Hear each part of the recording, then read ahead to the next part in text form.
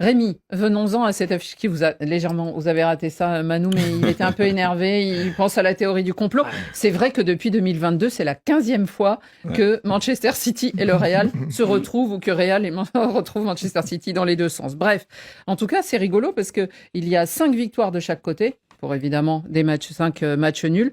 Il y a 25 buts marqués par le Real et 26 buts marqués par City et Rémi. Est-ce que ça devient lassant finalement que ces deux équipes se rencontrent, surtout en huitième de finale? Selon mes statistiques, c'est 29 buts partout. Bon, alors, oui. mes statistiques ne sont Bon, pas ça bonnes, c'est hein. mes statistiques. Bon, peut-être que vous... Donc, effectivement, 5 victoires, 5 de chaque côté parfaite. et 5 nuls. C'est une égalité parfaite. Mais ça devient monotone.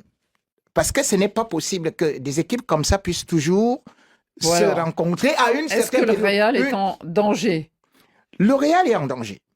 En grand danger, non?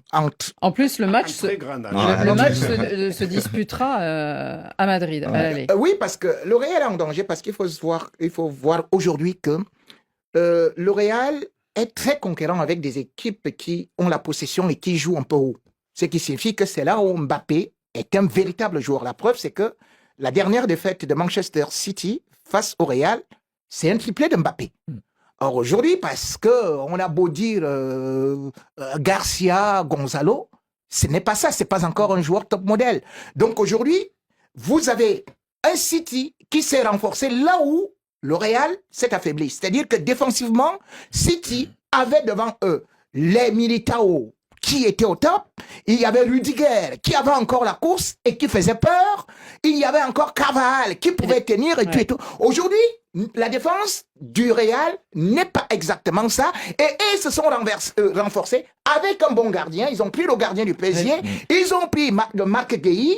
Donc, et du coup, Rémi, j'ai dit quand même que le Real est potentiellement en danger. Manu Terradios, comment vous voyez cette énième rencontre? Qu'est-ce qu'on dit aussi en Espagne? Est-ce que là-bas aussi on est un peu lassé de se retrouver dès les huitièmes de finale dans une affiche qui pourrait être une demi-finale? Non, je crois que surtout les supporters du Real Madrid sont pas contents. C'est pas comme il y a une saison, deux saisons, c'est pas les mêmes types de rivales et c'est pas non plus les mêmes Real Madrid. Donc ils sont en danger, en grand danger, un énorme danger, on pourrait dire. Et il faut voir d'un côté aussi qu'est-ce qui se passe avec Mbappé. Parce qu'il est blessé. Bien sûr. Et Arbeloa qui a dit, c'est pas une question de quelques jours, on va voir. Bellingham aussi, parce que s'il n'y a pas ces deux joueurs. Et puis, on le sait, ces joueurs sont des internationaux qui, évidemment, savent que la saison va être longue et qu'il y a une longue Coupe du Monde qui les attend. Mais aussi, de l'autre côté, je crois que c'est vrai qu'on pourrait dire ils sont joués tellement de fois qu'on a tout vu, mais j'y crois pas. Je crois que cette fois-là, on va retrouver aussi un Manchester City beaucoup plus prudent, beaucoup plus conservateur, qui va pas attaquer comme l'a fait les dernières saisons. Pas, je crois, d'un côté, pour le fait que les Real puissent faire mal, mais aussi parce que l'équipe, il n'est pas au même niveau. Et je crois que Guardiola voudrait pas prendre des risques. C'est qu'ils se sont rencontrés en phase de poule, en phase de ligue, à Madrid. Et c'est Manchester City qui a gagné d'or. Parce que Mbappé aussi n'était pas là. C'est là où j'ai dit le danger. Mais les 4 dernières fois qu'ils se sont retrouvés en phase éliminatoire, c'est le Real Madrid qui a gagné 3 fois aussi. Oui, non, mais là, je parle de cette saison. On a un antécédent sur cette saison. Depuis, on sait que par rapport aux précédentes confrontations, il y a eu beaucoup de changements du côté du Real et du côté de Manchester City. Déjà, et du côté de Manchester City. Pour terminer sur ce match, que diriez-vous, Benjamin, vous? Non, je pense qu'effectivement, je suis d'accord, je suis du même avis que tout le monde sur le plateau. Le Real est en très, très grand danger. Quand on voit quand même les dynamiques des deux équipes, pour moi, le Real est plutôt vers le bas. Et City, qui avait eu un début de saison un peu difficile, qui est bien revenu, ils sont allés chercher Gueye, comme tu le disais, au mois de janvier. Ils se sont renforcés sur le plan défensif. Et puis, tu as des joueurs dans cette équipe capables de faire la différence, comparé à ce que le Real nous montre depuis le début de saison, avec un entraîneur qui était venu avec une idée de jeu, finalement qui est parti. Il faut s'adapter à celui qui est là aujourd'hui. Ça demande énormément d'énergie aux joueurs et c'est pour ça que ce Real-là est...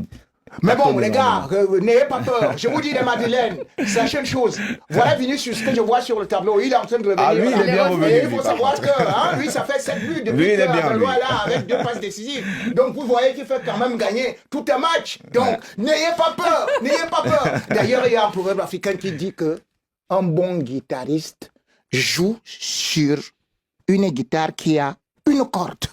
Alors, je ne sais pas si la corde Vinicius suffira au Real Madrid. Il y a 8 matchs à examiner. Évidemment, on n'a pas le temps d'examiner les 8 et on y reviendra dans les autres éditions de Radio Foot. Sachez quand même que le FC Barcelone rencontrera Newcastle et l'Atlético Madrid Tottenham. Mais on va en venir à ce petit club